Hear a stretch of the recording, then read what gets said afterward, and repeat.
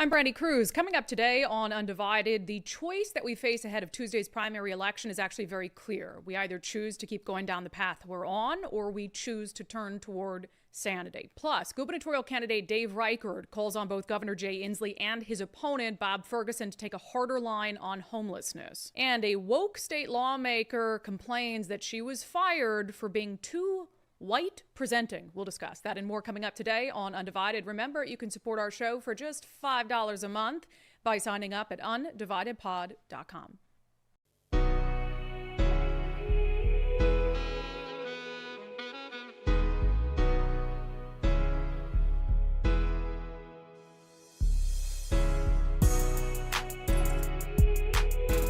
Hello, and welcome to Undivided.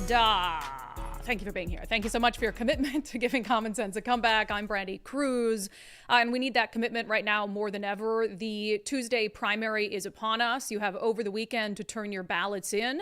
Might I suggest that you do not turn them in at this particular drop box in the Ballot neighborhood of Seattle. We got a picture sent to us by an Undivided viewer. This was the view she got when she went to put her ballot in the mail. A guy who she said was shooting drugs up between his fingers, had his personal belongings strewn all around and on top of the drop box. She said it was right next to the Ballard Library. She called it voter intimidation. She said she called 911. They just wanted to know if I saw a weapon. I went home. I am upset. I saw him inject a needle between his fingers.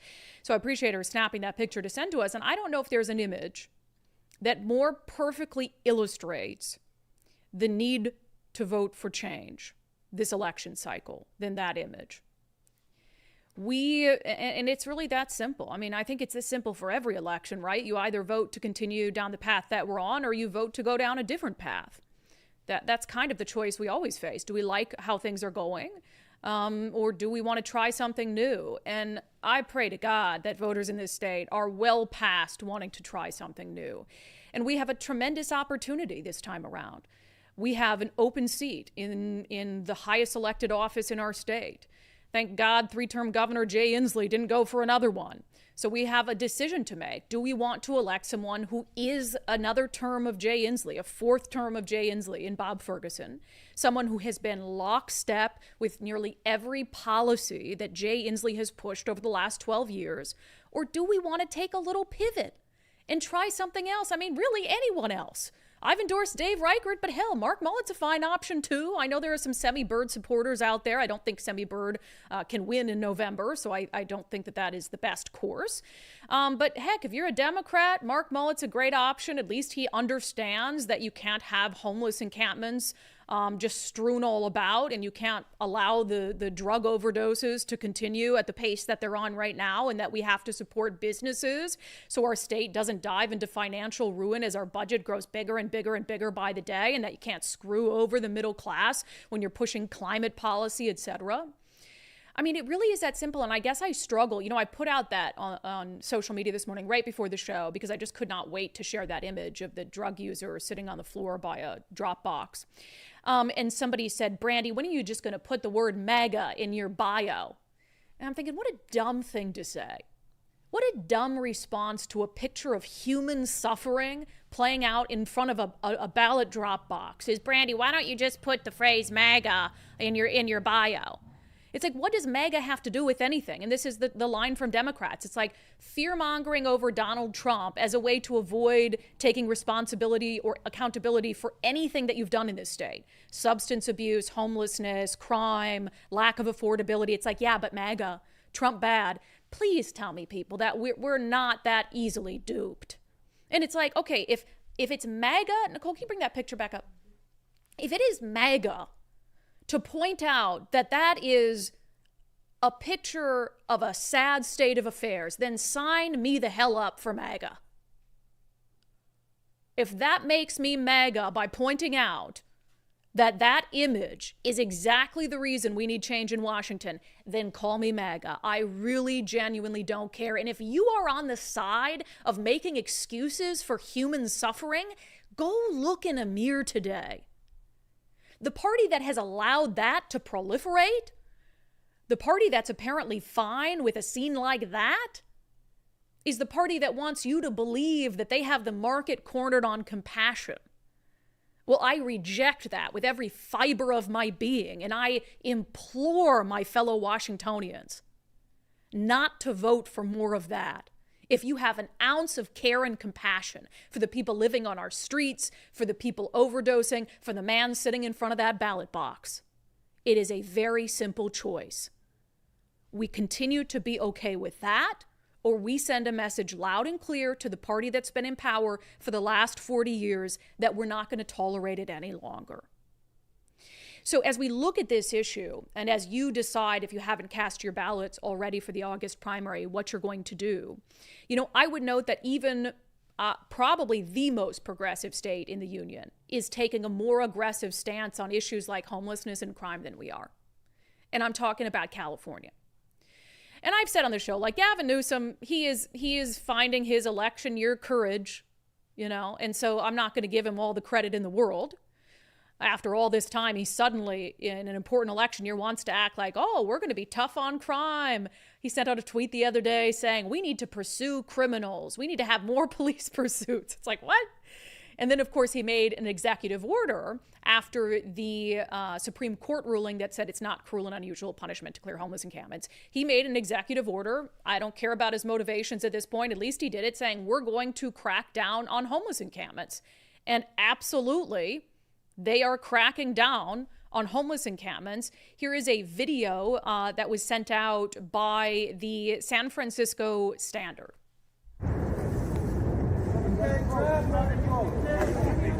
Grab everything. So it shows police officers in San Francisco, as the Standard characterizes it, aggressively clearing a homeless encampment. And heck, they kind of are. I mean, they're in there. The homeless guy's trying to keep his tent, and they're not letting him. And they're saying, look, you can't keep everything. He's trying to pull stuff like, it looks like trash. I mean, it might be some of his belongings. They let him grab a few things. But then you can barely hear it in the video, but the officer tells him, like, hey, Governor Newsom, London Breed, they say homeless encampments are no more. So we're not allowing this anymore.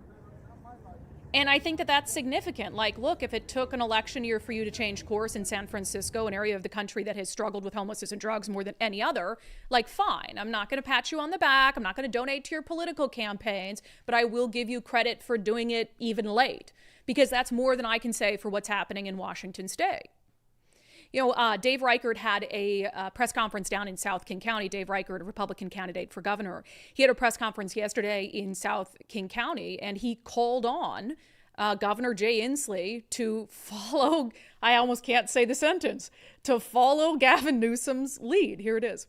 People want real solutions to the problems we are facing, like homelessness and public safety. Today I call on Governor Inslee to sign a similar order to get people the help they need, get them off the streets and into services. I will sign this order on the day of my administration in January 2025. So he's saying, do what Gavin Newsom did. If you don't, then the first day of my administration, I'll sign an order to do exactly what Gavin Newsom is now suddenly doing down in California. And he also called on Bob Ferguson to, on the record, state whether he supports what's happening down in California. And some people might say, well, that's just too aggressive of a sweep.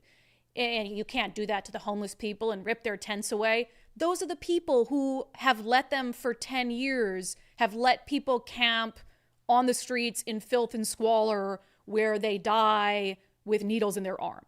So remember that. When, like, the San Francisco Standard, they want to characterize that as aggressive sweeps, like, oh, don't do this, that's really mean to the homeless people. And it isn't mean to let them stay in place in a tent where they're more likely to be murdered, raped, overdose of drugs, succumb to the elements. That's compassionate. That's the way to go. But saying, hell no, you're not doing this anymore. Like, give me that tent. We have help for you. We have shelter beds for you. And if you want a shelter bed, you're going to have to get help and for your mental illness, for your substance abuse, and you're no longer going to be on the streets on the verge of death, deteriorating our society. Like, I'm sorry. That's compassion. That's what we call tough love. Remember? We used to love tough love from parents. It's like, yeah, give them a little tough love. It's time for tough love for the homeless and the drug addicts. And if Gavin freaking Newsom can do it, we can certainly do it in Washington state. Now, if you are a member of Governor Jay Inslee's executive staff, you believe you're already doing that, which is wild. But I saw a tweet yesterday from a staffer for Inslee. Her name is Jamie Smith, who I have never had anything but a nice relationship with Jamie Smith. She's actually pretty good with the media. And so, I don't like her tweet here. I don't think it's honest or sincere, but this is by no means a personal attack on Jamie Smith, who has been a communications director with the governor for some time now. She tweeted out, "Psst, Reichert, the Newsom order you endorsed today to address encampments is what Washington state is already doing. Glad you agree it's a better strategy than your weird again, you people. That's a mental illness. Weird prior proposals to sweep people to McNeil Island or Evergreen College." I actually like the idea of put them on an island or put them in Evergreen and connect them to services, whatever it is. So I don't know what she's talking about when she says we're already doing that. I have seen nothing even resembling the video we just played out of San Francisco happening on state property in Washington. Now, you may recall that Governor Inslee did launch a homelessness right-of-way initiative where they were going to methodically remove the homeless encampments that were lining the interstates. And when I mean lining, I mean you could drive from Seattle to Olympia and there would be miles of tents along I-5. So yeah, I'll give it to the governor that they started a right-of-way initiative to move these tents. But remember the exclusive reporting we had on that right-of-way initiative? It was costing about $1 million per person to remove them from those encampments and get them out of homelessness. So I'm sorry, but if you're holding that up as some tremendous success, it's not. And when I went to Olympia at the beginning of this last legislative session for the annual legislative preview where reporters and media can come and can ask questions, I remember asking the budget committee, do you think that's a good use of taxpayer funds? Nearly $1 million per homeless person to get them out of a tent along a freeway and out of homelessness. And they said, well, Brandi, the Democrats, you can't put a price on a human life. Like, I can't put a price on how much each individual's life is worth to get them out of a tent. And of course, that's just a, straw man. They want to make you feel bad for asking a legitimate question about the failure of this program. Because my retort to that and what I pointed out to them is you could help even more human beings for $1 million. That's the point. As opposed to saying, it's, human life, it's $1 million. It's like, but what if I told you, if you weren't so helplessly incompetent, and if we didn't have so much government bureaucracy, that we could help maybe even 1,000 human beings for $1 million. So it's just disingenuous for Inslee's team to say, we're already doing what's being done in California. You're not doing what's suddenly being done in California. You ought to be doing it because it's not compassion to do what you're doing. It's not fiscally responsible to do what you're doing. And people are dying because you're doing what you're doing too damn slowly. So credit to Dave Reichert for committing to saying, I'm going to follow Gavin Newsom's lead, even if that sentence is very, very hard to muster. And Governor Inslee should do it too. And Bob Ferguson should say whether he's committed to taking a more aggressive approach to homelessness. And if he's elected governor, the media needs to hold him accountable for it. I will not hold my breath because the media is not holding him accountable right now for pretending all of a sudden like he's this very moderate Democrat in the last 6 months. And the media is like, oh, look at him. He loves cops. He'll fight crime. Like he'll be fiscally responsible and cut taxes.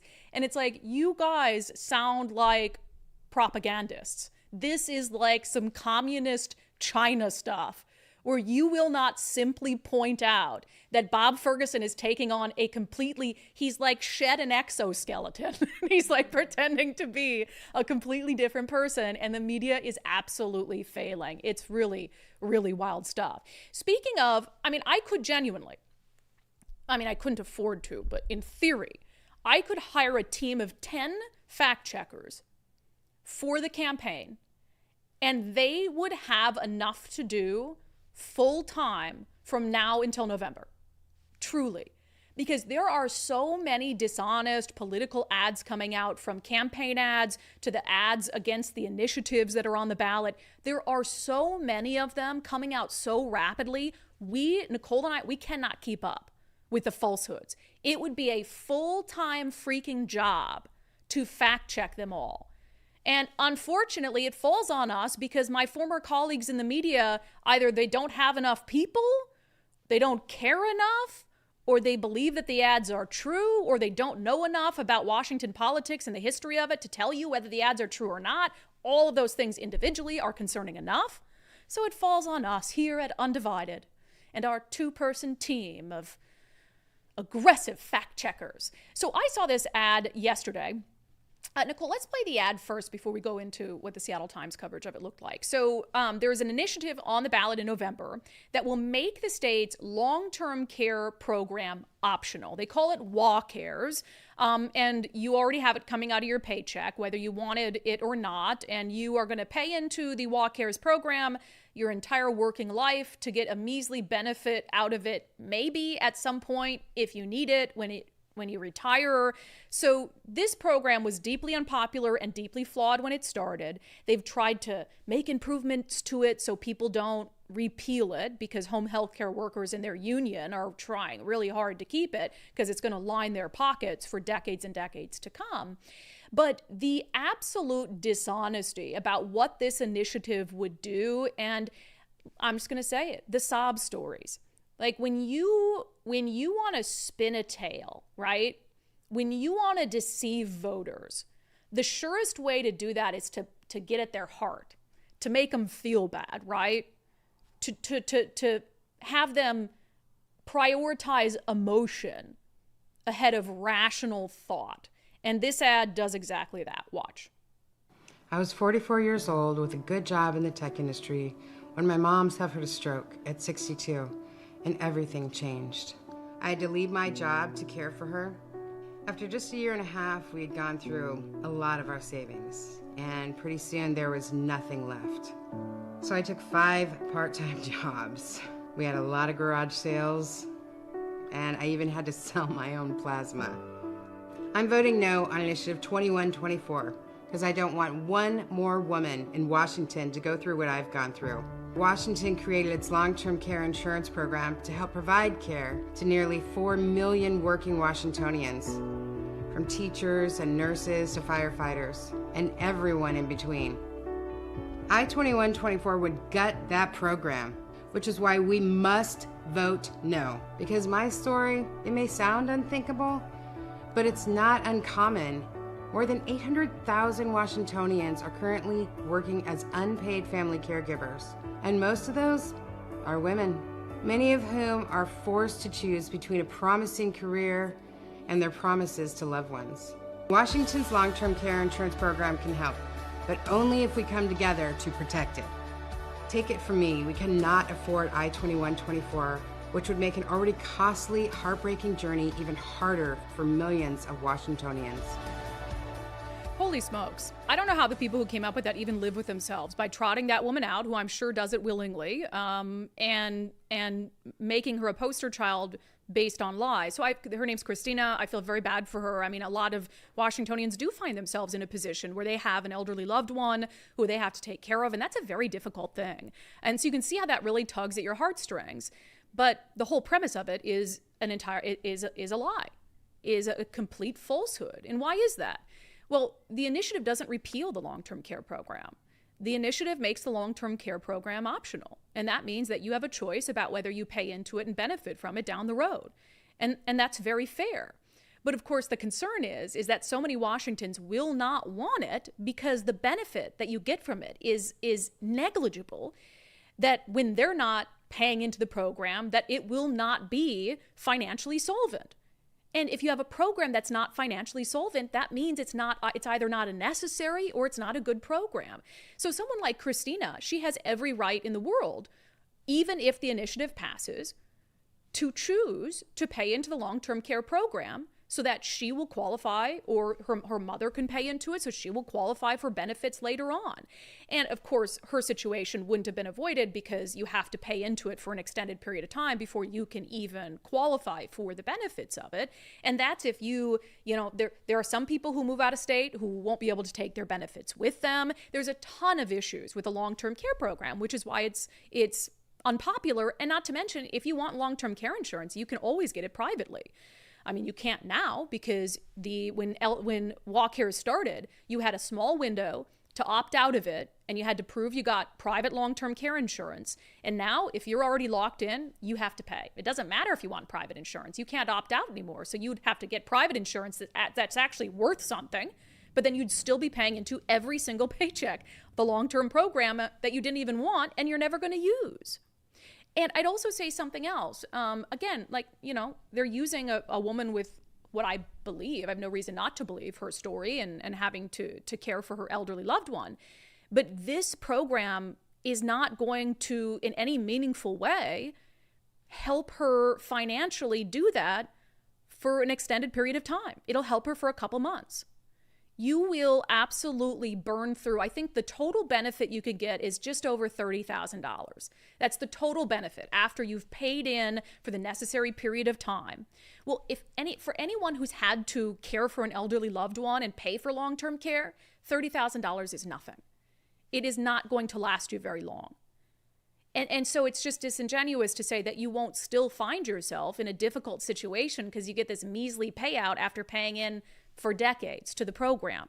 So everything about that ad is completely disingenuous, including the fact that she says that voting to make the long-term care program optional will have some sort of disproportionate impact on women. Because it can be argued from the opposite side that it also disproportionately and negatively impacts women if we keep it intact. Because one of the rules of the long-term care program is that if you leave the job market for a couple years, then you have to start all over again in being vested into the program. Well, who leaves the job market just randomly for a couple years at a time? Who does that?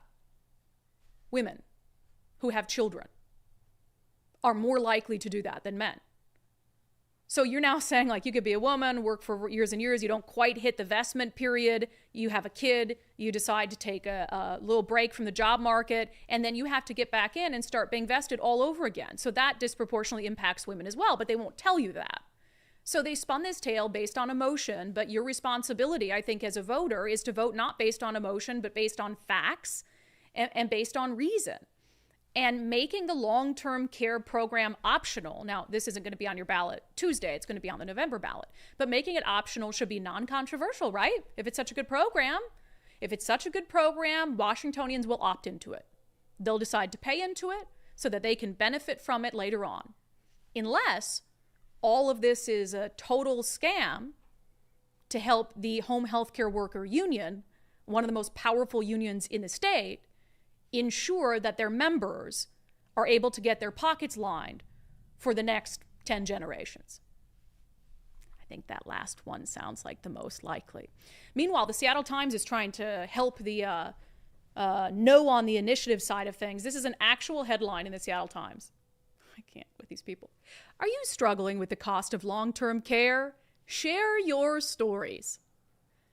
Literally, the Seattle Times putting out an all-call for sob stories about what would happen if you make the long-term care program optional. That's genuine. This is the Seattle Times doing opposition research for the no on the initiative side of things.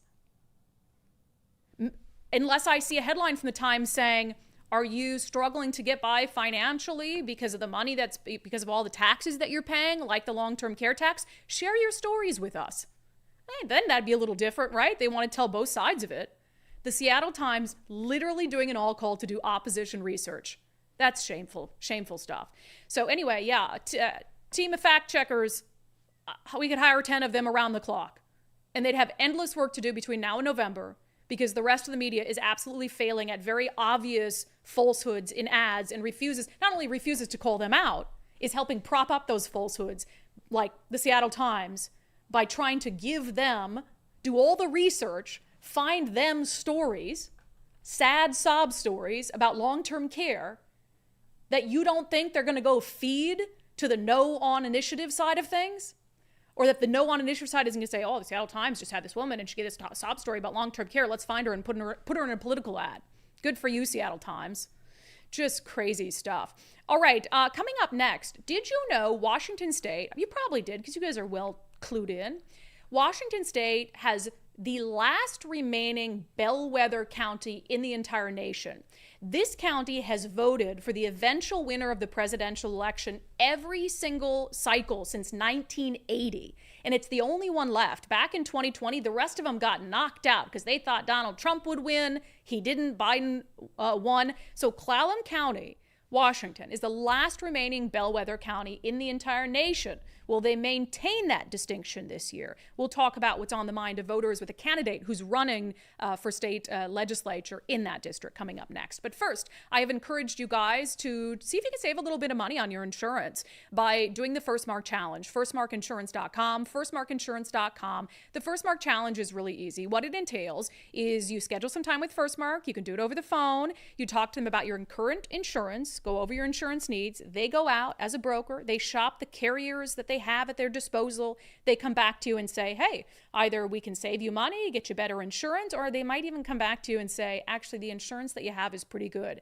That was the case for Netta. She messaged us this week and said that she ended up reaching out to First Mark about their car insurance, but they told her, you need to keep the insurance you already have because she has she has a Kia, and Kia and Hyundais are getting stolen all the time. So they said, if you drop that and you don't pay your premium that's coming up, we might not be able to get you new insurance. So she was very glad she talked to him when she did. Otherwise, she might be in a really prickly situation with her car insurance right now. So at the end of the day, First Mark might kind of turn away your business and say you're doing just fine on your own, but you'll never know until you give them a call. And the First Mark Challenge is totally free, and you never pay First Mark anything for their services. So it really is a no-brainer. FirstMarkInsurance.com, FirstMarkInsurance.com. The very best part is they work for you. All right, we've been dropping candidate interviews here and there.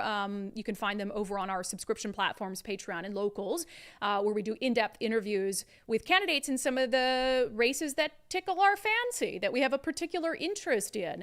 So we have an interview dropping tonight with Marcia Kelbon. Marcia is running for state senate as a Republican in the 24th legislative district, which includes Clallam County, the last remaining bellwether county in the entire nation. So we want to have Marcia in because we just really think it's this interesting perspective as she goes door to door talking to people in and around Clallam County. What's on their mind? What are the things that they're interested in? And in hearing those things, can we get a sense of how Clallam County voters might vote in 2024? Here's part of our conversation. What do you think it is about Clallam County in particular that makes it such a pulse for what's happening in the country? I think it's that diversity of both political views and economy. You know, it goes all the way over to Forks, which is an old, logging town, right? And very blue collar, very conservative. And vampires? They try not to actually. I think it brought them some good tourism, but it's not something that they want to be, known for. And then you go to Port Angeles, which is an old, again, blue collar town, kind of down on its heels even more now. There's another mill closing announced about 2 weeks ago, but still kind of a good blue collar vibe. Some more retirees coming in, and then you go to Sequim, which is, as you know, the blue hole of the peninsula. And it is full of retirees. More and more of them are coming in from out of state. A lot of draw from California, some of whom are looking to escape the craziness there, and some of whom are kind of bringing it with them. So it's very diverse and almost evenly split, it seems like. So maybe that's why. Yeah, it's so fascinating. So tell me, I know you're out all the time. I see it on your social media account, meeting voters. So what are they worried about? Let's try to gauge the bellwether. Sure. So you mentioned I'm out there all the time. So I had ran for county commissioner in Jefferson County 2 years ago without kind of really realizing what I was stepping into as a Republican, even though I'm a moderate centrist. And I did better than all the other Republicans within the race on average by 5%, Tiffany Smiley on down. So they asked me to run for the Senate, and I spent that year in between the first campaign and deciding on this one, taking every class, like how do I do this the right way? Yeah. And everybody says doorbell, doorbell, doorbell, doorbell. So that's what I did. I've done about 5,300 doors at this point throughout the district. About half of that has been in Clallam.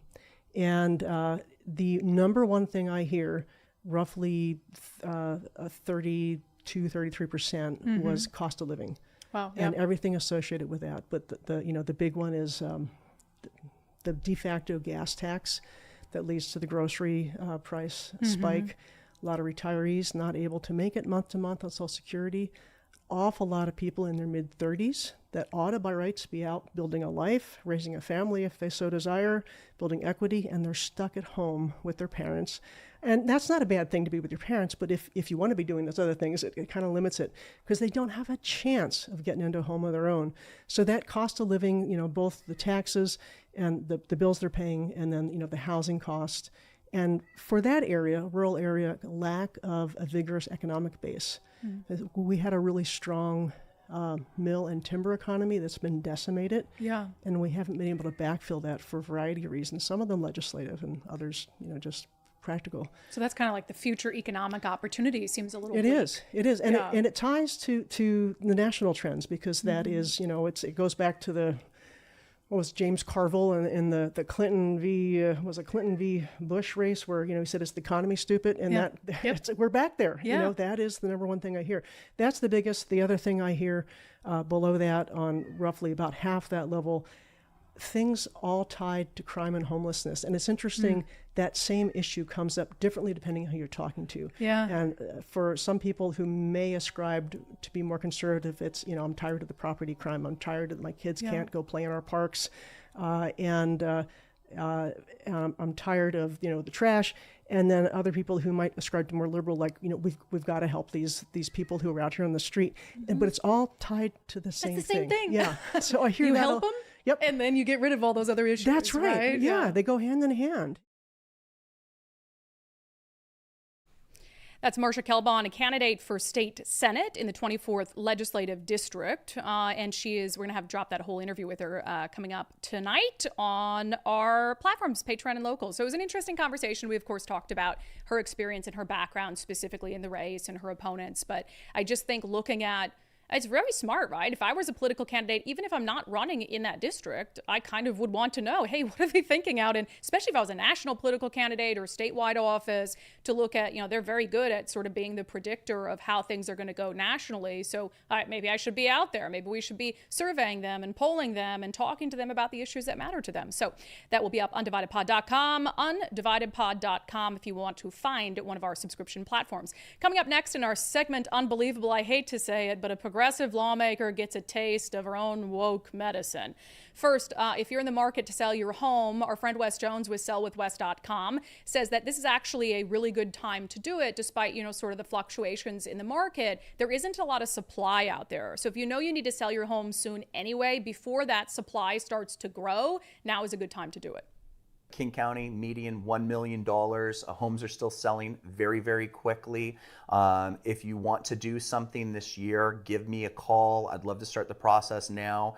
I think that things will be moving very swiftly through probably October. And then as the election starts to come out, get closer, people always pump the brakes. But for all of you who are out there that are thinking like, oh, I can't sell my home because I need X amount, you're probably at the peak right now. It's probably worth more than it's ever been than previous times. So what are you waiting for? What are you waiting for? Check out sellwithwes.com. Sellwithwes.com. He'll give you a free market analysis so you can kind of get an idea for how well your home will perform when it hits the market. And you can also use their home value calculator to see how much your home is worth. It might be worth more than you think. Sellwithwes.com, a better way to sell your home. All right, one of the wokest members of the State House in Olympia, Representative Tara Simmons, is saying that she lost her job at a nonprofit she started because she was too white presenting. Let's talk about it in our segment, Unbelievable.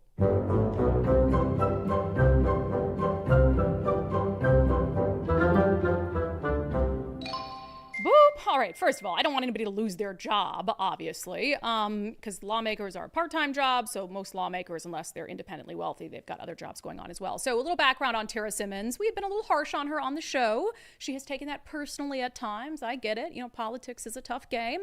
But Rep. Tara Simmons is believed to be the first ever former felon, well, I guess she's still a felon, formerly incarcerated person to serve in the state house. And so her bills are, as you would expect, they're very pro-criminal. She has introduced some of the most wild public safety bills, like trying to reduce sentences for drive-by shooters who kill someone, stuff like that. So she's a very woke lawmaker. Well, apparently she is saying that she got canceled because she is too white presenting.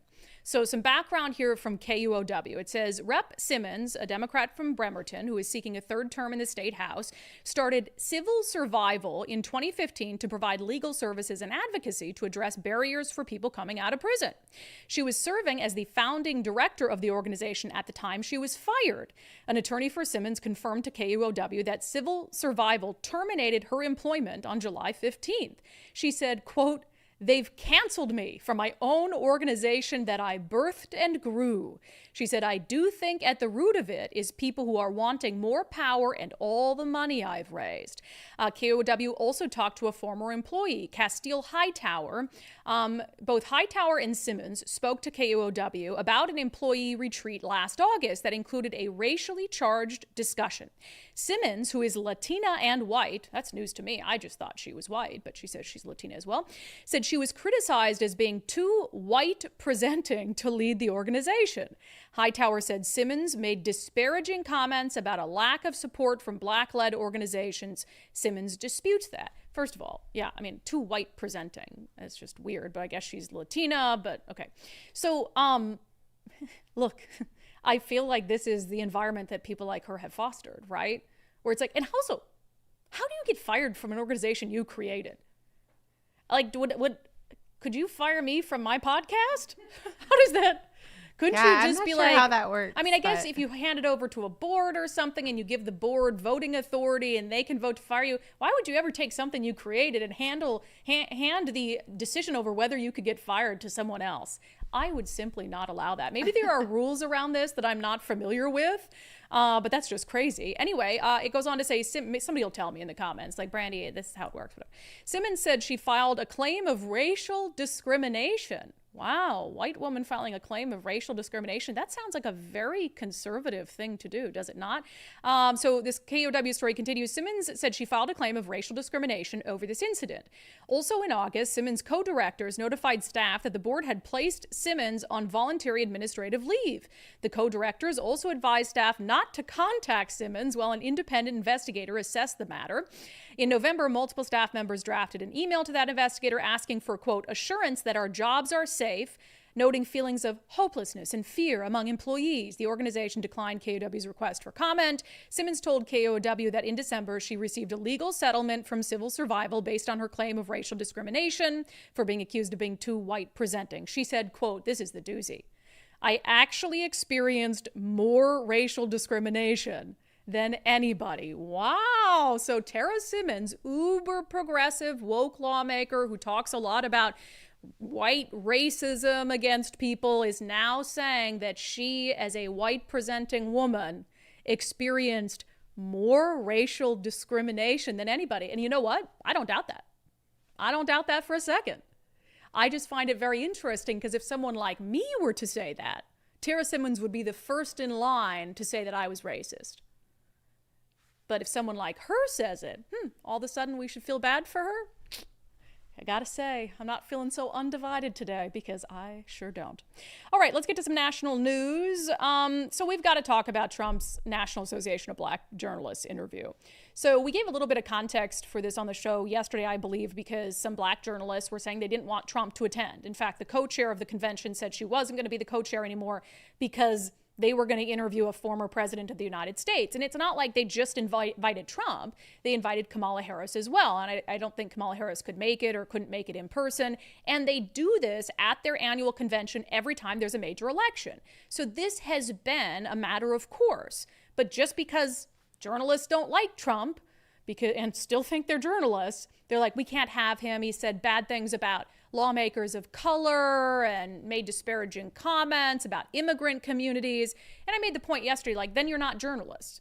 Like, if you're angry with things he said or done that you deem racist or that other people deem racist, this is your opportunity to ask him about those things. So it was 3 black journalists interviewing Donald Trump. A couple things before I even get to these clips I'm going to play. So it started 35 minutes late. And a few people in the room were saying, oh, it's late, suggesting like Trump was delaying the whole thing. Turns out that wasn't the case. That Donald Trump was there on time. And as he'll point out in this clip, there was some sort of technical issue. And so he sat backstage waiting patiently to come on to make good on this obligation, despite knowing very well that there were people who didn't want him there. And this is how journalist Rachel Scott began the line of questioning. I want to start by addressing the elephant in the room, sir. A lot of people did not think it was appropriate for you to be here today.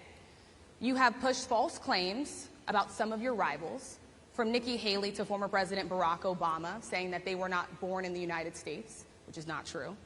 You have told 4 congresswomen of color who were American citizens to go back to where they came from.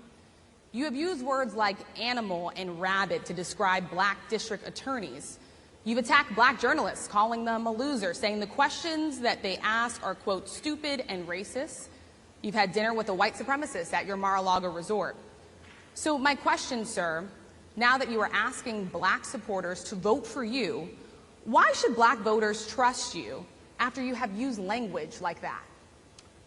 Well, first of all, I don't think I've ever been asked a question in such a horrible manner. First question. You don't even say, hello, how are you? Are you with ABC? Because I think they're a fake news network, a terrible network. And I think it's disgraceful that I came here in good spirit. I love the black population of this country. I've done so much for the black population of this country, including employment, including opportunity zones with Senator Tim Scott of South Carolina, which is one of the greatest programs ever for black workers and black entrepreneurs. I've done so much, and and I say this, historically black colleges and universities were out of money. They were stone cold broke, and I saved them, and I gave them long-term financing, and nobody else was doing it. I think it's a very rude introduction. I don't know exactly why you would do something like that. And let me go a step further. I was invited here, and I was told my opponent, whether it was Biden or Kamala, I was told my opponent was going to be here. It turned out my opponent isn't here. You invited me under false pretense. And then you said, you can't do it with Zoom. Well, where's Zoom? She's going to do it with Zoom, and she's not coming. And then you were half an hour late. Just so we understand, I have too much respect for you to be late. They couldn't get their equipment working, or something was wrong. Mr. President, I would love if you can answer the question on your rhetoric and why you believe that black voters should trust you with another 4 years. I have been the best president for the black population since Abraham Lincoln. That's my answer. Better than President Johnson, who signed the Voting Rights Act? And for you to start off a question and answer period, especially when you're 35 minutes late because you couldn't get your equipment to work, in such a hostile manner, I think it's a disgrace. Here's the thing. He's right. He is 100% right. And, I was talking to Nicole about this, about, interviews. I mean, I've obviously interviewed a lot of politicians in my career, and it's different now in an opinion capacity than it is certainly when I was on the news. But you have to be strategic. I mean, they went into that situation, and there's all this backlash about even having them there. So I know exactly what Rachel Scott was thinking. I need to show that I'm going to be hard on him, that we're not just giving him this unchecked platform, which is good. You should always be hard on anyone who's running for president of the United States. I fully support that. But he makes a good point. Like, you're 35 minutes late. You've invited me here. I accepted your invitation. I don't think he expects them to be nice and throw softballs, but to not even say, thank you for being here. We appreciate the time. We know you're a busy man. Let's dive into some of the concerns people had about you coming here, and choose your tone carefully. You need to read, you need to know the kind of person you're interviewing. And in that whole mess of starting in this accusatory fashion and this very aggressive stance, There's legitimate things in there. But if you want to get the best answers out of the person you're interviewing, you have to go about it in a way that, like, you're so worried about how you're going to look. No, a way that's going to elicit actual answers to questions. It would have been a totally different thing had she said, Mr. President, thank you so much for being here. We know that you're a busy man. We appreciate you making the time and accepting our invitation. As you know, some people in the room didn't want you to be here today because of this reason and this reason. What would you say to them? You don't have to be so hostile about it. So he's 100% right. It proved, I think all of the concerns about, what I said yesterday, the criticisms of you guys are so hostile against Trump, yet you want us to think that you're serious journalists. It absolutely proved that true. Now, that being said, it wasn't a good interview for Trump either. In fact, Trump has been absolutely falling flat ever since the assassination attempt. His campaign is going terribly ever since then. I don't get what's up with him. I don't get the people in his corner. But just for instance, he was asked about, and put the hostility of the questioner aside for a second, because I think, again, in there somewhere is a good question. She asks it very, very poorly and very hostilely. But hostile. She's very hostile in the way she asks. Is hostily a question? Is a word? Nicole's saying it's not a word. I have made it one. Hostilely. It's a word today. She asked him about pardoning J6ers. Here's the clip. Were the people who assaulted those 140 officers, including those I just mentioned, patriots who deserve pardons? Well, let me bring it back to modern day. Like about 5 days ago, we had an attack on the Capitol. Horrible attack on the Capitol. You saw the people that were protesting and spraying these incredible monuments, bells, lions, all these magnificent limestone and granite with red paint, red spray paint that will never actually come off, especially on the limestone. It will never, I'm a builder, I know about this stuff. It'll never, you'll see it in 100 years from now. They viciously attacked our government. They fought with police. They fought with them much more openly than I saw on January 6th. What's going to happen to those people? What's going to happen to the people in Portland that destroyed that city? But, sir, my question is on those. What's going to happen to my the question people is that on tried those to rioters who assaulted officers. You have to would you pardon What's those going to people? happen? Oh, absolutely, I would. You would pardon those? If they're innocent, I would pardon them. They've been convicted. And by the way, the Supreme Court just they were convicted by a very tough system. How come the people that tried to burn down Minneapolis, how come the people that took over a large percentage of Seattle, how come nothing happened to them? How come the people But, sir, we're talking about people that were seen beating officers with flagpoles, dragging them down the stairs. They're on video. Have you seen that video, sir? Oh, really? Well, you would pardon those rioters? They shot a young lady in the face who was protesting. They shot her in the face. Nobody died that day. You do know that. But people died in Seattle. Yeah, you can't. So first of all, obviously deflection, and we would criticize any Democrat who deflected that much. If they were asked by a Republican-leaning journalist about the summer of 2020 and they immediately deflected to January 6th, that would be just as bad. And then he says that, the woman who was shot in the face, who died, and then nobody died that day. Well, she did die that day, and she was trying to get through a broken window where the vice president of the United States and senators and lawmakers were. So I'm sorry, you wouldn't offer the same excuses to BLM rioters who were trying to get to you or to get to people. So, he should have answered the question directly. I think at that point he was like so much on the defensive, but his answers to a lot of the questions were just terrible, and she got his goat. Frankly, I don't think she was trying to get his goat. I think that she was being overly aggressive and trying to prove that she's a hard journalist and she wasn't going to let him get by without answering questions. So she ended up looking very bad. It made the whole Fourth Estate look bad, and he ended up looking bad too. He should have stayed there. He should have been calm. He should have been direct.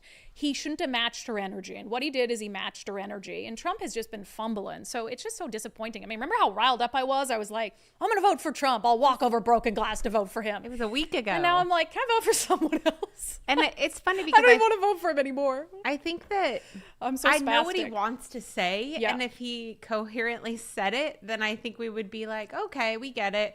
But for some reason, he's very jumbled right now in his responses, because I know what he was trying to say most of the time. Yeah. He's trying, he was trying to say, hey, I get it. Yes, that was inappropriate, but so are all these. So we have to come up with a system, blah, blah, blah. Yeah. But there was something there, but assaulting police officers is never okay. No. It's never okay. And we saw it this past week. He could have done that very easily. Assaulting police officers is never okay. That's never appropriate. So no, I'm not going to pardon people who assaulted police officers. Right. And by the way, I would like to see just as harsh as punishments for the Hamas sympathizers who assaulted police officers outside our nation's capital last week. That's really not that hard to do. He matched her energy, and that's my concern with Kamala Harris.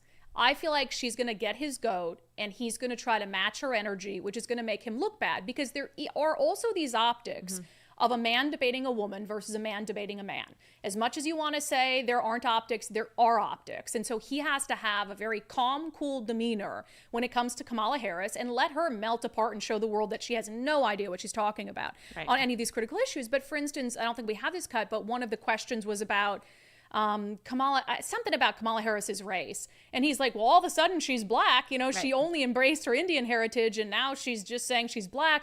He could have answered the question so much better. And now she's saying she's black because she wants the black vote. But for years, all she did was talk about her Indian heritage. So instead of saying she's not black, what he kind of ended up saying was, oh, she's not black. Like, she's been saying she's Indian, so she's not black. But what he should have said is, it's funny how she's black when it is convenient. Yeah.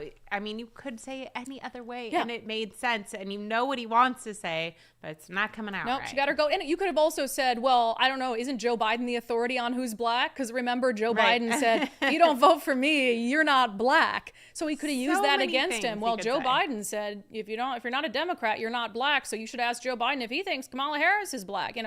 So many different things. It just makes me, I am so convinced now more than ever, not that I think Donald Trump answers to anyone.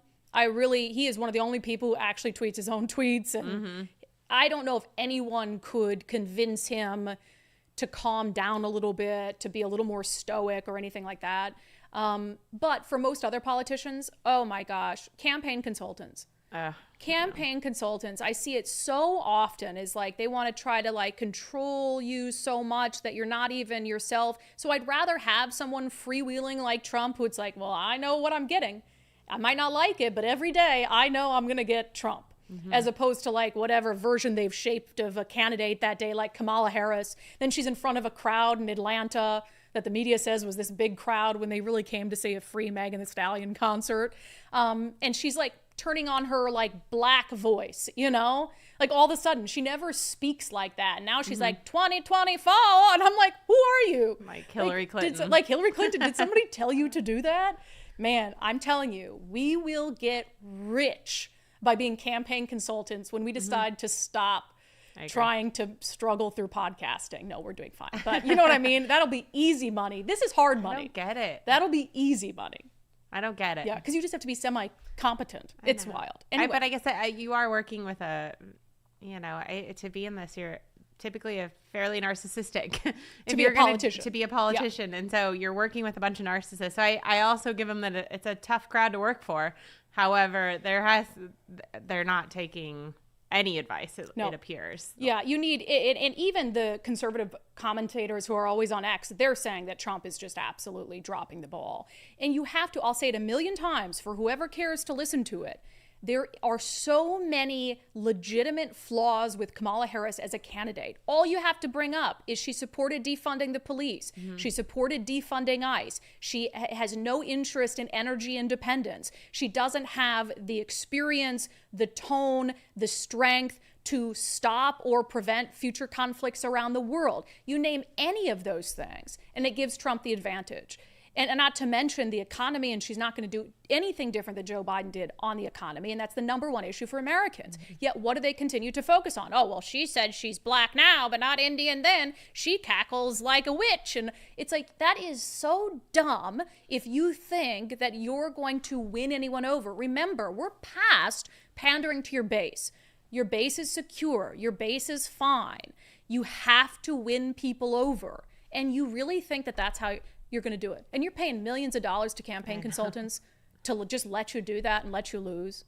The stupidest thing. It's the stupidest thing. I know. It's very frustrating to watch. I really want to vote for someone else. And I think there's no one to vote for. There are things like that get said. That's just not what gets picked up because you sprinkle in that other crap and that's all they focus on. So stop. Yeah. Stop it. Todd Welch just said, I live in Washington. I'm not concerned with the POTUS election. I'm focused on electing Dave Reichert and WA GOP candidates to state legislature. And I agree. And Trump's not going to win here anyway. He better not, because I promised all of our viewers a steak dinner if he won, and I don't have that much money. But I think Dave is an example of somebody that's trying to do that, to try to throw Bob's record at him, and it's not getting coverage. But that's a money issue. You know what does, though? It's a funds issue. You know what does? Are you going to vote for Donald Trump? Right. Dave, are you going to vote for Donald Trump? It's the media. It's the obsession with that. They've done more stories on whether Dave Reichert is going to vote for Donald Trump than they have on 12 years of Bob Ferguson's horrible record. The media is utterly failing. And make no mistake, I've said this so many times, I think everyone should get the treatment I give Bob Ferguson. Everyone. I mean, not the opinion side of it. But every politician seeking power should get that harsh of criticism and review of their record and their lies and their gaslighting. And they don't. And when Dave has fallen short on the campaign trail, I've called him out. We have called him out on it on this show, but the truth is he doesn't have the disaster for the job he's running for, which is governor. We can look at his congressional record and all of that, but you're going to be looking at votes that aren't relevant to the decisions he's going to have to make as governor of Washington. So much of what Bob Ferguson has done or not done for the last 12 years are directly relevant to the job of governor as Washington, and the media just gives him a free pass. It's media malpractice. So anyway, I'm still voting for Donald. But for the love of Captain Cranky Pants, Brandi, if Trump wins Washington, I'll pay for my own steak dinner. Okay. We'll go to steak dinner, and those who are willing to pay for their own, that's great. If you want me to pay, I guess I'll make good on my promise. But I'm still voting for Trump as this moment because I'm not voting for Kamala Harris. But I don't like it. I don't think I ever liked it. And he needs to get his you-know-what together. Wild how he's just fumbling I won't say that getting shot was a gift, but it was definitely a moment for him that he is not taking full advantage of. All right. Break from the crazy momentarily. It is Thursday. Every Thursday, we check in with my sister in the Sunshine State. She's got a bevy of good stories for us today. It is our segment, Florida Report. It's not even controversial anymore. People know in Florida their freedoms are going to be respected. Miranda, hello to you. Hello. What you got going on with your hair there? Some kind of pigtail situation? Yep, this is what happens when I don't wash my hair after the gym, so I have to pull at least the top half back so it doesn't look so gross. All right. We don't need any men's fantasies playing out on Florida Report, so, be careful, be wary of the pigtails. I want to mention this quick because it is so Florida. So, of course, Harris, she's probably going to be the Democrat nominee, and the Floridians, they have to use golf carts. They have to. So you always see outside Mar-a-Lago the Trump people and golf carts and all that. And so then what did the Harris people do? Rolled in with their golf carts. A whole fleet of them, too. Like over 100 showed up just tooting and honking and shouting support for Harris, which honestly, this particular neighborhood that this happened in is like the Democrats are outnumbered 3-1 by Republican supporters and Trump supporters. So they have probably for the last decade been living with a lot of make America great again stuff. So they're like, you know what? We're going to rally and go back. And apparently some of the Trump supporters got in their golf carts and showed up too. So I'm sure it was a nice little face off. I love that little slice of Americana. Fine. That's harmless. Supporting people with your golf cart signs. All right, so let's dive into a few stories here. We've talked on the show before about how Florida law states that you have to participate in the sport that aligns with your biological birth gender. So a Florida school staffer who's also a mom has been suspended because she broke that law for her daughter. Yeah, correct. And this is something that it's kind of a follow-up on a story we talked about earlier this year where a whole school was fined by the state. And then also they had reassigned a principal, a vice principal, and the athletic director of the school for all knowingly allowing this student to participate on the varsity volleyball team. And apparently a lot of kids in that school also were totally in support of allowing this student to play, but while it's a state law, there's going to be consequences for breaking that. And now the staffer, who is also the mother of the athlete in question, it had been suspended just temporarily from her job. Even though they did recommend for her to be fired, they ended up just agreeing to I think a 10-day suspension. Yeah, Broward County School Board voted 5-4 to suspend Jessica Norton 10 days without pay, but refrained from firing her. So obviously, I agree with the state law, and I think we ought to have it in Washington. I mean, we're talking about later on in the show about what happened at the Olympics with the biological male in boxing, and there's a danger aspect to it as well, and in certain sports more so than others. But it almost is made worse by the fact that she broke the rules for her own daughter. Yeah, it's tough. I think it puts her in a tough spot because as a parent, I think for the most part, you want to be as supportive as possible, but it also still comes down to understanding that there's a rule against this. And as a parent, you're supposed to, maybe even if you don't agree with it, you're supposed to make sure that you keep your kid out of that kind of situation of breaking the rule. Cause that student ended up not being able to participate in any sports for an entire year at that school district. Even on the boys' side. Even on the boys' side for knowingly breaking the rules. So, I think it's just kind of one of those things where even if you don't agree with it, I'm sure there's laws out there that we all just don't agree with, but you have to follow them anyway because it's just the way it is. Yeah, and you don't break it for your own daughter. That's ridiculous. All right. A report has found that Ron DeSantis did not need to disclose a gift he was given. It was a $28,000 golf simulator.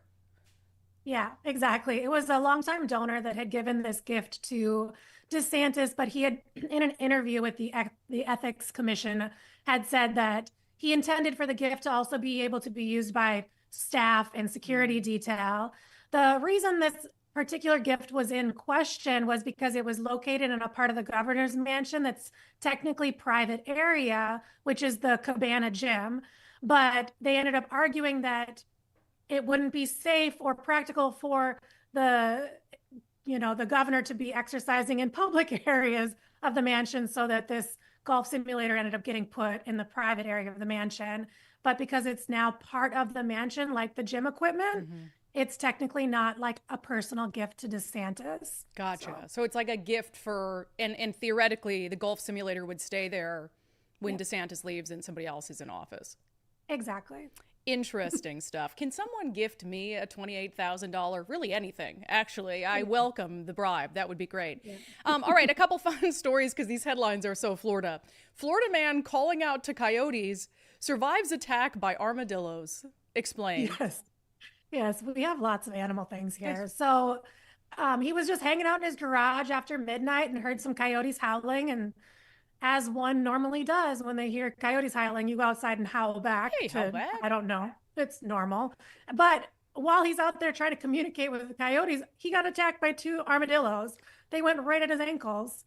And I don't think when he said that he heard them pitter-pattering across the driveway, he, I guess, probably thought they were coyotes and turned around and they're tiny little armed tanks of animal. And I love it that, of course, everybody has Ring videos, right? So it's not a good story unless you actually see the armadillos attack him.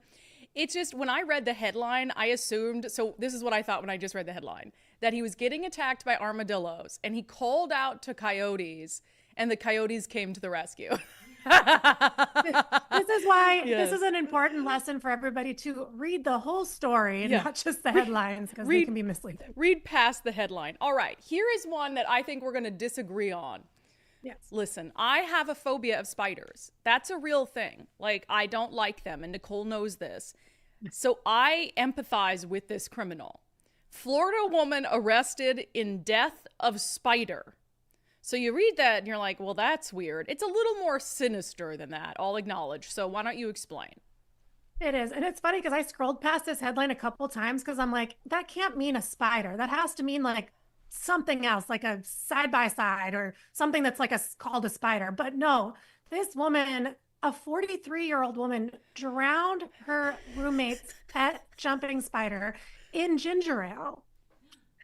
And honestly, I think that like the sinister act of that is more serious than maybe like the act itself. Like the fact that somebody could just do that to a living thing, even if you don't like it, is like really sad. Like I let spiders live in my house, and I know you don't agree with me, Brandi. Agree to disagree. She is facing misdemeanor charges of animal cruelty and I think petty theft, because the spider was like $70. Yeah, apparently the owner went to look for the spider in its enclosure, could not find it. Also, could not find its enclosure. So it sounds like the roommate was like really over the spider being in the house. Is like, not only am I going to drown your spider in ginger ale, but I'm going to throw out the cage. So if you want a new spider, you have to also buy a new cage. I got to be honest. Don't care. Stop it. Don't care. Don't care. No. Look, yes, you if do. Okay, all right. Drowning in ginger ale. That's like, I mean, you believe in putting them out of their misery very quickly. I have drowned spiders before. Yeah, well, like in the toilet. Like you just flush it real quick. I get it. It's in the toilet. Bye. Or buddy. if it's like, if the spider's in the bathtub or it's in the sink, I'm like, turn the water on and get it down the drain. But not a giant spider that has a terrible death in ginger ale.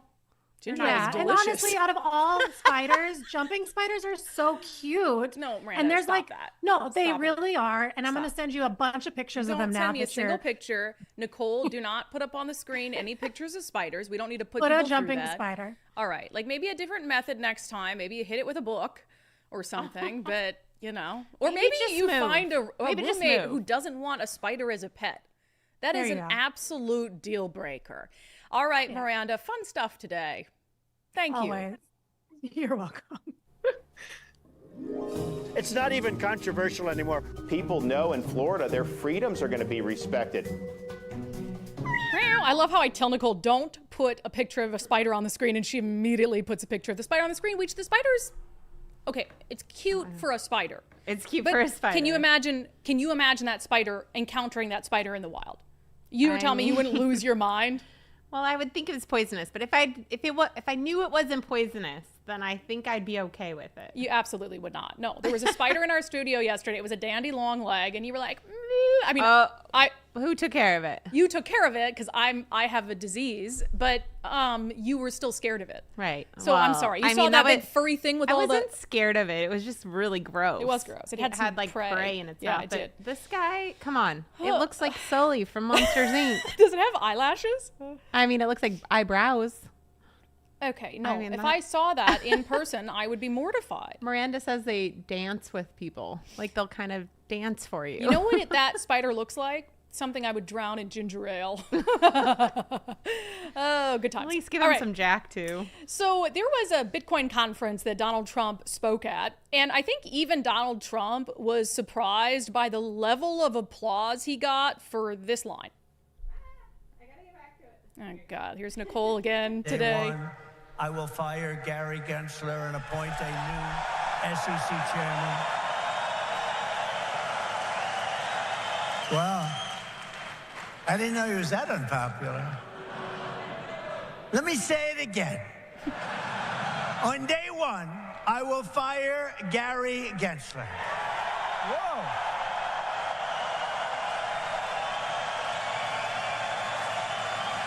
He's such a showman. So Gary Gensler, the chair of the U.S. Securities and Exchange Commission, so this was at this Bitcoin conference, and I thought, I don't understand the issue well enough to know why the applause was so raucous. And so we asked our friend Zach Abraham with Bulwark Capital to explain why we would care whether Trump wanted to fire or not fire the head of the SEC. Why would the average American care, or should the average American care, who's in charge of the SEC? They absolutely should care because it's your money, right? And when the SEC is the main regulator of the banks, who they are listening to and who they are acting on behalf can and will impact you. It's just a matter of time. But the other reason that they should is I think a lot of good Americans, especially those listening to your show, realize that these big Wall Street banks and actors like BlackRock, they're part of the system, right? They're part of what's ailing this country. They're in it totally for themselves. They're part of the cabal. And I think if you can't see that, you're not really paying attention, right? Well, when you look at if you just think about this on just a very base level, every time you introduce a new regulation, you are giving an advantage to the biggest players and a disadvantage to the smallest players, because the biggest players have so many more ways to absorb that cost, and it probably doesn't even increase their cost at all because they've already got lawyers on hands, right? BlackRock probably has hundreds of lawyers that work for them permanently, right? So it doesn't really change it for them.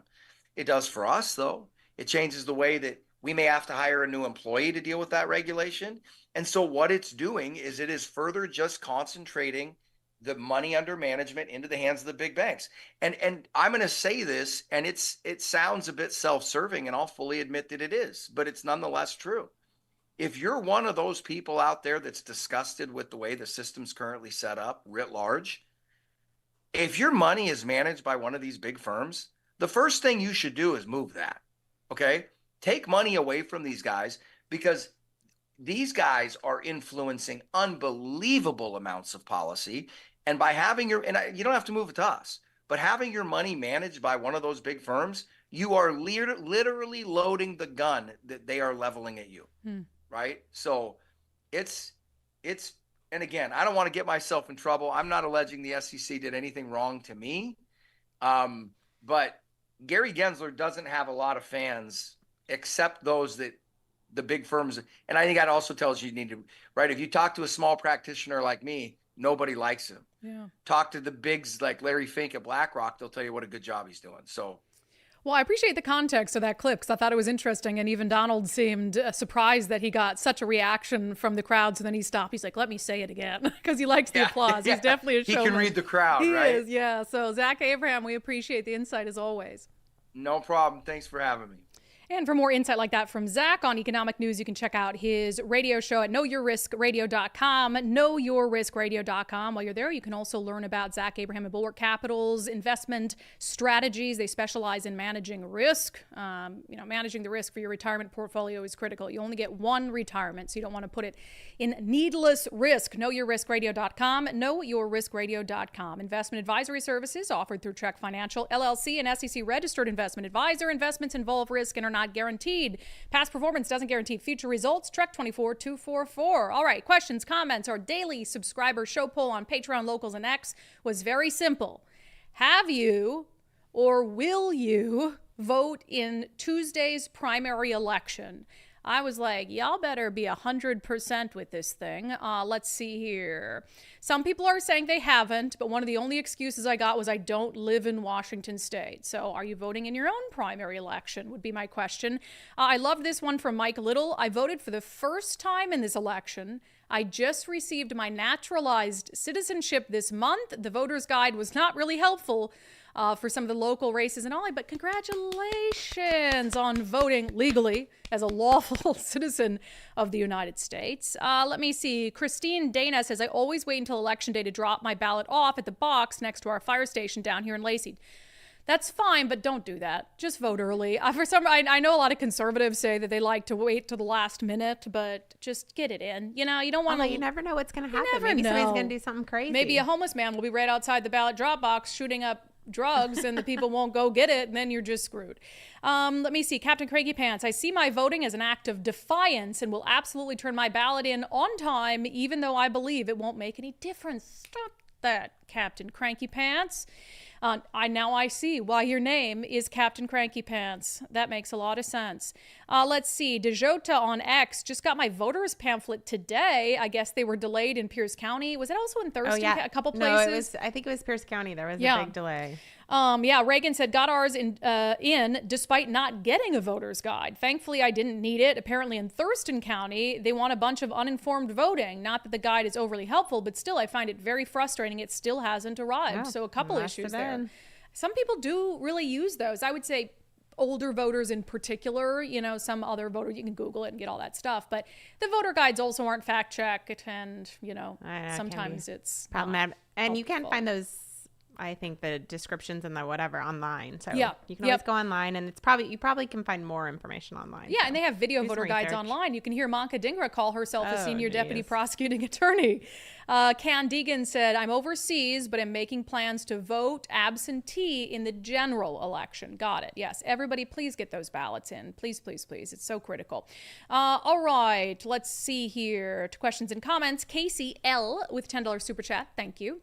Clean them off the sidewalk. With my girlfriend in a wheelchair and me using a walker, it's hard to navigate around tents and people lying on the sidewalks. ADA has laws against that. Has been one of the complaints in Seattle is you just allow them to litter the sidewalks, and you've got people who can't get where they're going, who rely on, wheelchair or something that it blocks it. So I know there's been some complaints about that in Seattle.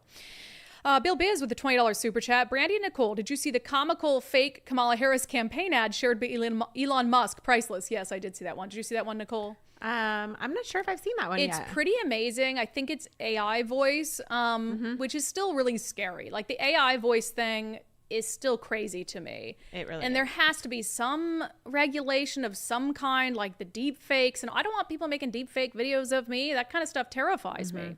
On the Cali homeless, Tracy says what California did was barbaric. They didn't even let them get personal items. Yeah, and they were kind of ripping it away. I don't know the context of when that video started. From what I saw, they did give them some time to get their personal items. They let them take the personal items, but not the tents. Gotcha. Because they don't want them set up again, obviously. Yeah. But they did. Some of the video I saw and some of the things I read said they gave them a shorter amount of time, whereas before that they would give them, all this time to get their stuff together, and nobody would, and then they'd sweep it, whatever. Yeah. And same thing's happening now as they kind of don't get it together, and then they come in and sweep it, and they're like, wait, you've never done this before. And they're like, yeah, we're doing it now. We're doing it now. Yeah. I mean, don't be barbaric about it, but how many of these 72-hour notices on camp sweeps do we get in Washington State, and then nobody leaves, so they just end up having to tear it all down anyway. So there's a balance there, but yeah, don't be cruel about it.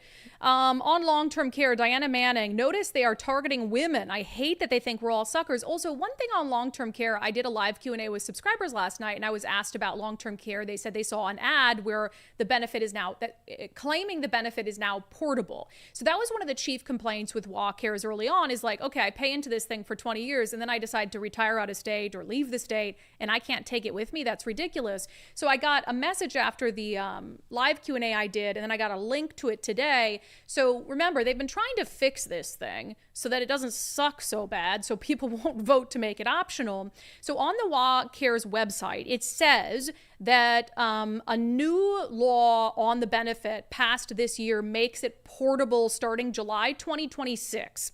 It says Washington workers can choose to continue participating in the WA Cares Fund if they move out of state. To become an out-of-state participant, workers have to contribute to WA Cares for at least 3 years in which they worked at least 500 hours per year, and you have to opt in to keeping it within a year of leaving the state. And then benefits will become available for out-of-state participants starting in July 2030. So I guess if you want to work here, move out of state, opt in to keep the program, you can do it within a year. So it's one, I mean, that's good. That's better than the way that the law started. But a lot of people still just do not want it. And if you don't opt in and you decide not to, then and again, I don't know why you think the government can manage your money better than you, because you could have much better coverage if you just put the same amount of money in something else private, and we've now taken that away from people. Yeah, it's socialism. I mean, they want everybody to have to pay out for a few and to keep SEIU. And I do realize most people will choose not to do that and make the bad decision, but that's their fault. On them. Sorry, that's your issue. Make a decision here.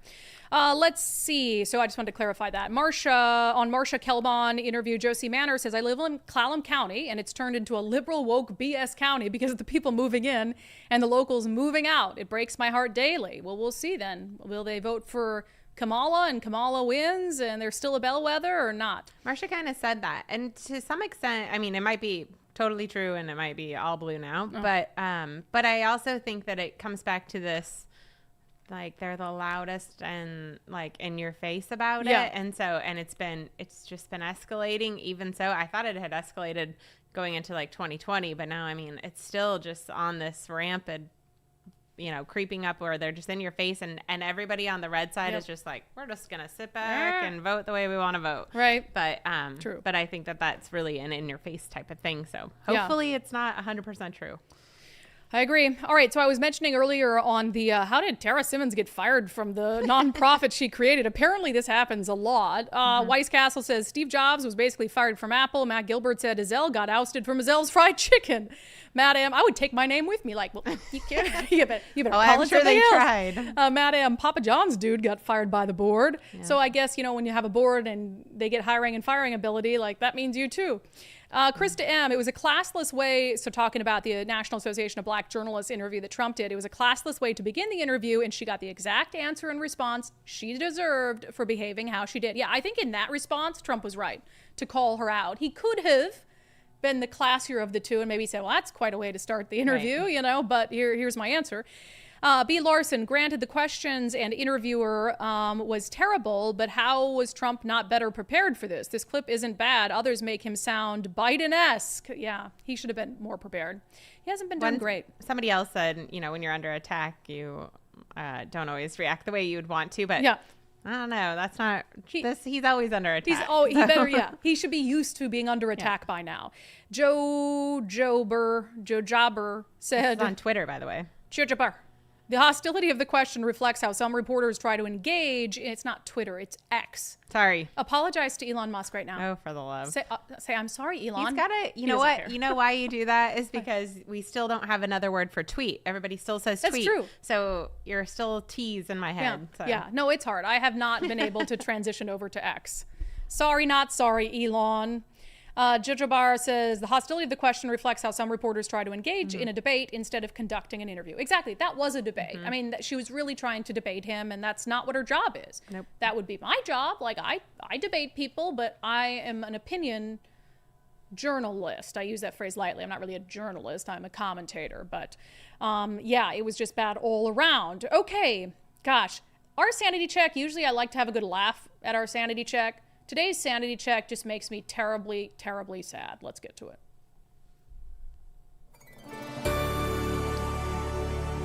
All right, so we talk a lot about this issue with transgender athletes competing against, specifically biological men against biological girls. I think it's one thing to talk about that at the high school level, at the collegiate level, but when you're at the highest levels of your sport, at the Olympics, and we have what sounds like a biological man competing in a sport like boxing against a biological woman, we have truly reached levels of insanity that even I had hoped we could never get to. So this is the article from the Associated Press. Iman Khalif, Algeria boxer who had gender test issue, wins first Olympic fight when opponent quits. So Iman Khalif of Algeria won the opening Olympic boxing bout on Thursday when their opponent, Angela Carini of Italy, quit after just 46 seconds. Khalif had been disqualified from the 2023 World Championships after failing an unspecified gender eligibility test, and their presence at the Paris Olympics has become a divisive issue. Carini and Khalif exchanged only a few punches before Carini walked away and abandoned the bout, an extremely unusual occurrence in Olympic boxing. Here's the moment that happened. Ideology, taking away dreams at the Olympics. Are you proud of yourselves? That has been it for today's episode of Undivided. Thank you for being here. Thank you so much for your commitment to giving common sense a comeback. We appreciate every single one of you. We will be back with a regular episode of Sundays with Subscribers on Sunday, and then next week will be a special week. We'll have our regular shows, but we'll also have a primary night special Tuesday at 8:30 p.m. So make sure to tune in for that. If you have not signed up to support our show already, please do so, especially in this critical election year as we cover issues you are not hearing covered anywhere else. $5 a month, undividedpod.com, undividedpod.com. Boop. Have a good weekend. Talk to you later. Peace out.